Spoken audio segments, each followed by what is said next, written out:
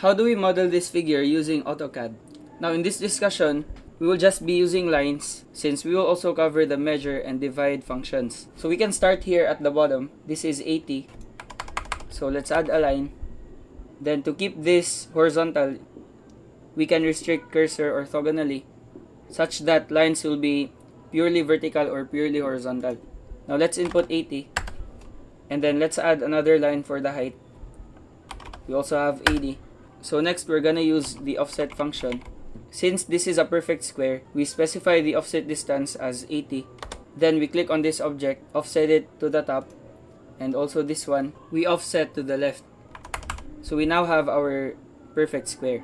Now this part right here connects the opposite vertices of our square. So this will be a 45-degree angle. However, in AutoCAD, we don't need to use rulers since we can just add a line, then click on this vertex and click on the other. Let's just uncheck this one. We now have this line.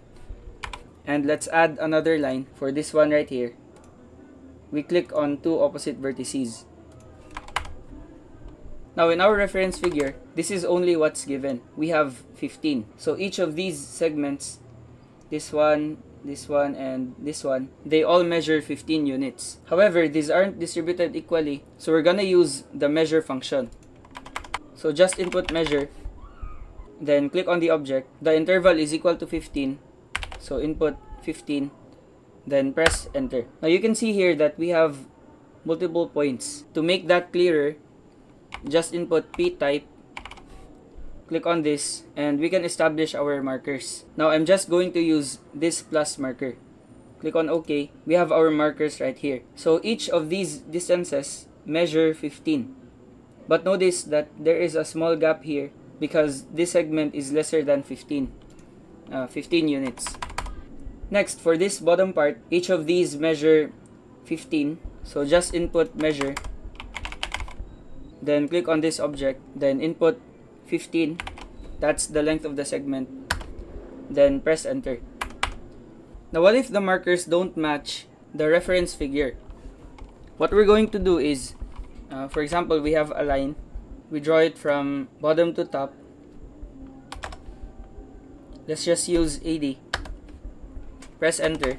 If you use the measure function, you can select the object, then click on the starting point.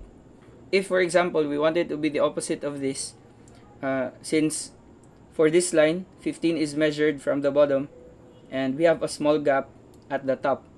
So we're gonna use the measure tool. We select the object and we specify the starting point, and then we will move down since we want it from top to bottom. Then we need to input 15. This will be our second point. Press enter again. Let's input 15, then press enter. Notice here that 15 starts from the top, so each of these intervals would be 15 units, and the gap is at the bottom. So this is how you can set a reference for the measure tool. Now let's remove this, and then to model this figure, notice that we have essentially four triangles following the same patterns, but we just need to flip the drawings. So what we're gonna do first is we can analyze this top part, this one. So each of these segments is equal to 15, and this is the inclination of the line, and this line has the same inclination as the other lines. So we can use the copy function, and then we select this one, press enter. We set our reference point to the top part, so we can click on this, then copy it at each interval. So we already have the following lines. Now we also want to copy this one at each intervals.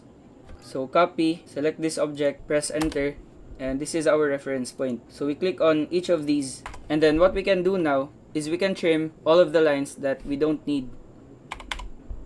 So we can remove this part as well as this part right here, and these ones, and also the overlapping lines at the top. So we now have this figure. We can just actually model this top part, and we can use mirror and rotate functions. So let's start from the center. In this figure, we don't need this line, so let's remove this one, and we also don't need this line, so let's remove this. Next, going outward, we don't need this line right here, so we also remove this, and we don't need this one, so trim this. And then for the other side, we don't need this portion, click on this, and also this one, we don't need this line, so remove this part. Now looking at these lines, we need to trim these portions, so just remove all of these, this one, and this one. So this already defines one side of the square. Now input p-type again, then let's just hide our markers. So you may click on this one to hide everything. Press OK, we have this figure. Now what we're gonna do now is we will use the mirror function to flip this block, and we can use the rotate function to match the configuration of this reference figure. Let's use the copy command. Then we copy this figure, press enter. You can choose any reference point and we can move it here. Now what we're gonna do now is we will model this part of the figure, this bottom part. So to do that, we need to input mirror. Shortcut is MI. Click on this. Then we select the object. Just click, then release. Then we enclose the object that we need. And then for the mirror axis, for a horizontal axis of symmetry, we can choose a horizontal line. If we draw a horizontal line, as you can see from the broken lines, we have a horizontal axis of symmetry. So the figure is symmetrical about the axis of symmetry. So if we are to draw an axis of symmetry which is vertical, input MI again, we select the object, press enter. If we draw a vertical line, then the figure will have a vertical axis of symmetry, as you can see here, vertical axis of symmetry. Now if we uncheck this, the axis of symmetry could actually be inclined. But since we don't need this in our reference figure, let's just check this one. Just press escape. Let's go back to this figure. Type in the mirror command, select the object, and then we can choose this point as the reference for our axis of symmetry. Let's just draw a horizontal line so we can essentially flip the object. So click to confirm. Then we are prompted if we want to erase the source object or to keep it. If you choose yes, this reference object will be removed. But if we click no, then this reference object will remain. Now since I want to use the rotate function for the right and left side of the figure, I won't erase the source objects. So click on no. And notice that this part of the figure doesn't match our drawing right here. It's actually flipped.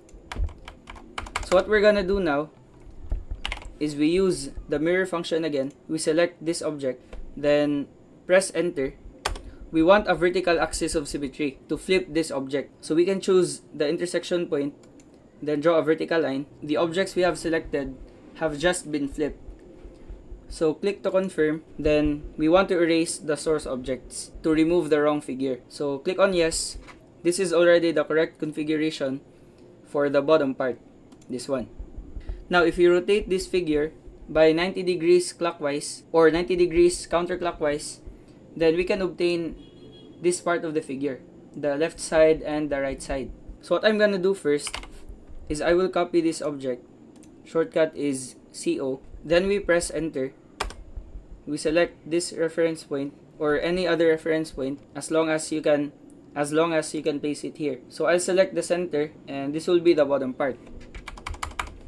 Now if I will rotate the figure by 90 degrees, let's select the object, press enter. We select the center point and we want to rotate the figure by 90 degrees either counterclockwise or clockwise. So this is what we want. Press enter and we can move the whole object since we don't need extra copies anymore. We select everything, press enter. You can choose any reference point. You can choose the center or this one right here. Now for the purpose of discussion, let's choose this one as our reference point. If we chose this as our reference point, then I need to place this at this exact point. So here we have our final figure. If you want to add dimensions, just input DIM. Then we can measure this line. This must be equal to 15. And measuring one side, this will be 80. So this already matches our original figure.